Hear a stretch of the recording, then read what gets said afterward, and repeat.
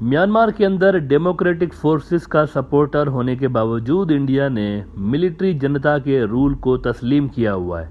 India इनको legitimate ruler तस्लीम करके बैठा हुआ है। हालांकि इंडिया के जो वेस्टर्न एलाइज हैं, अमेरिकन इत्तेहादी जो हैं उनके, वो सारे इस बात से इंडिया से खुश नहीं हैं, लेकिन फिर भी इंडिया इनके खिलाफ जाते हुए अपने डेमोक्रेटिक एलाइज को डंप करके मिलिट्री जनता को तस्लीम किए बैठा है।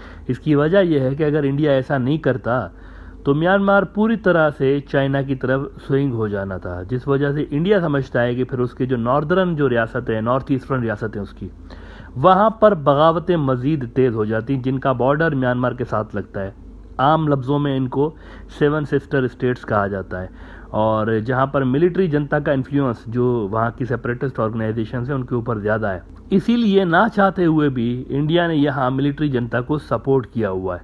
लेकिन this Indian policy is not producing any results for India, क्योंकि अब भी वो जो इंडियन सेपरेटिस्ट ग्रुप्स हैं नॉर्थ ईस्ट के सारे, जो मेजर नेता हैं ना इनके, वो म्यांमार के अंदर मौजूद हैं। इंडिया म्यांमार बॉर्डरिंग एरियाज़ में आज़ादी के साथ घूम रहे हैं, उनके मिलिट्री ट्रेनिंग कैंप्स भी चल रहे हैं। 3 जमातें यहाँ पर ख़ास तौर पर ऐसी हैं जिनको इंडिया क्रश करना चाहता है और जिनके लिए वो म्यांमार से हेल्प चाहता है। 3 ऐसी बड़ी जमातें हैं जिनको इंडिया चाहता है ये बस ख़त्म हो जाए और म्यांमार हमें इनको क्रश करने में हेल्प करें। जिस तरह बांग्लादेश ने हेल्प की थी, इसी तरह वो म्यांमार से हेल्प उनसे मांग रहे हैं।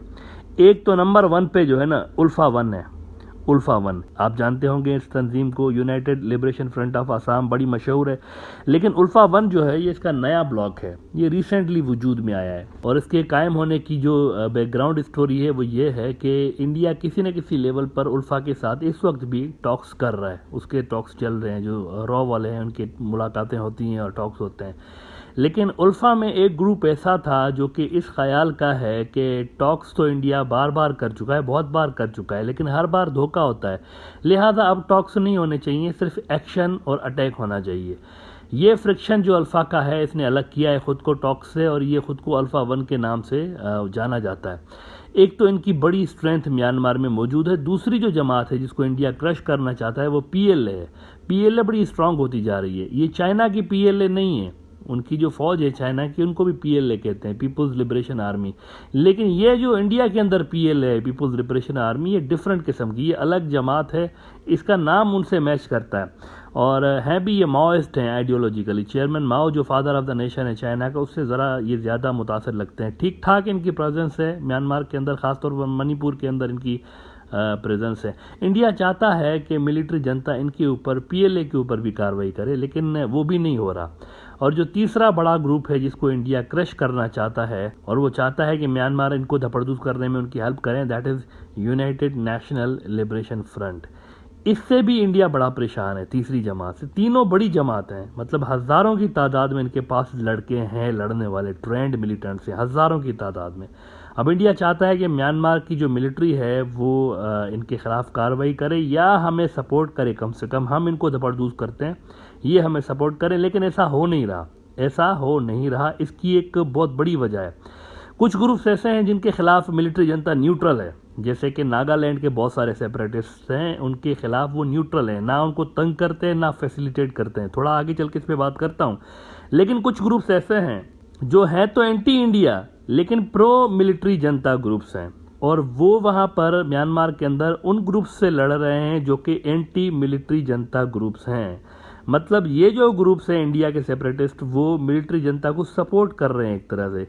तो फिर मुझे ये बताएं कि why would military Janata act against them, why would they fight with such groups, जो कि उन्हीं के लिए लड़ रहे हैं बेसिकली ना। इस सूरत हाल पे फिर सवाल तो पैदा होता है ना, और वहाँ म्यांमार के अंदर जो डेमोक्रेटिक फोर्सेस हैं वो भी पूछ रही हैं इंडिया से कि आपको तो कोई फ़ायदा हुआ ही नहीं मिलिट्री रिजीम को सपोर्ट करने का और हमारे खिलाफ जाने का, तो फिर आप अभी तक इनको क्यों ऑफिशियली सपोर्ट कर रहे हैं। अच्छा, यहाँ पर एक मैं आपको डिफरेंस बता दूँ कि पहले भी मैं बता चुका हूँ कि इंडिया और अमेरिका की जो सीक्रेट एजेंसीज़ हैं उनकी सपोर्ट हासिल है मिलिट्री जनता से। जो फ्रैक्शंस लड़ रहे हैं, जो फोर्सेस लड़ रही हैं, कहीं ना कहीं उनको सपोर्ट इंडिया से और अमेरिका से हासिल है। लेकिन on paper officially India military जनता को सपोर्ट करता है ऑफिशियली।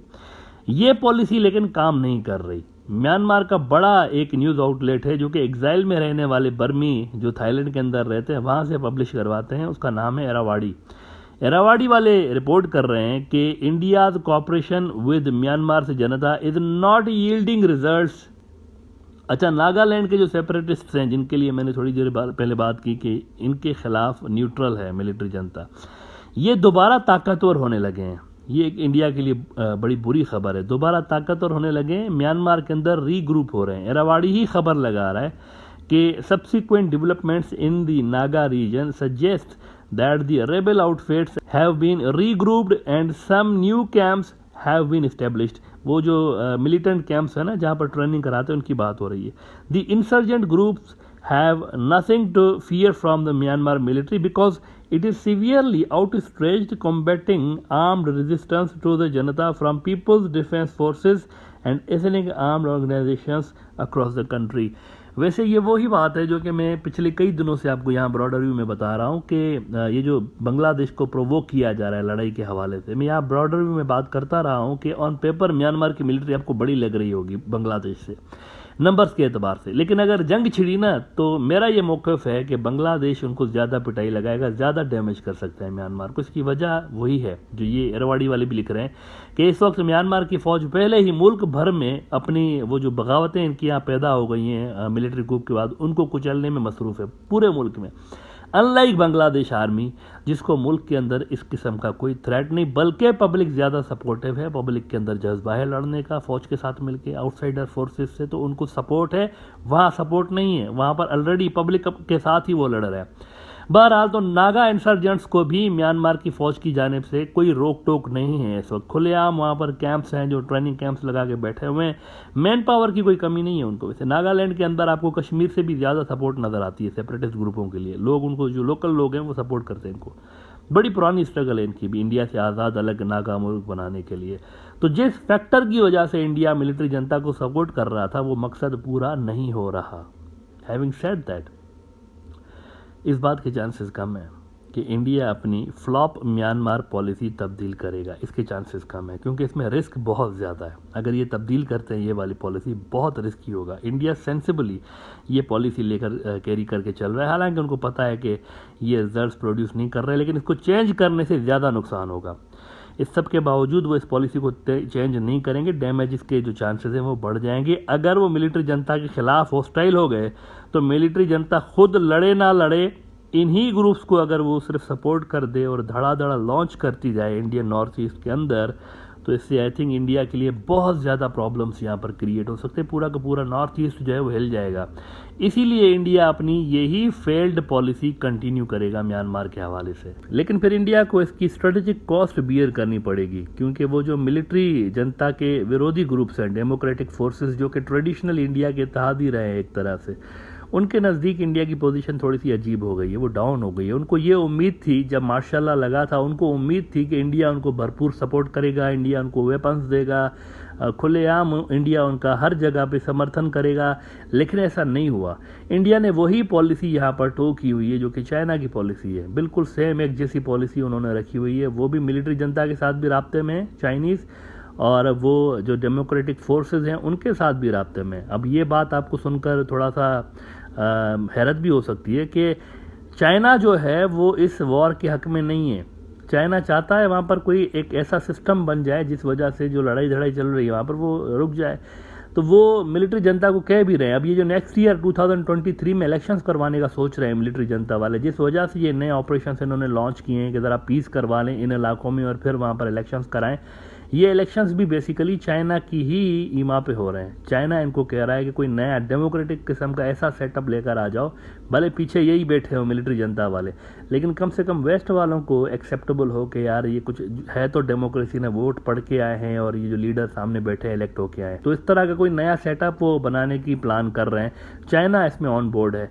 इंडिया भी इसको एक्सेप्ट कर लेगा, लेकिन इंडिया की जो पॉलिसीज़ है म्यांमार में वो थोड़ी थोड़ी सी चाइना के जैसी है। लेकिन फ़र्क ये है कि इंडिया अपने इंटरेस्ट बचा रहा है और चाइना अपने इंटरेस्ट बचा रहा है यहाँ पे।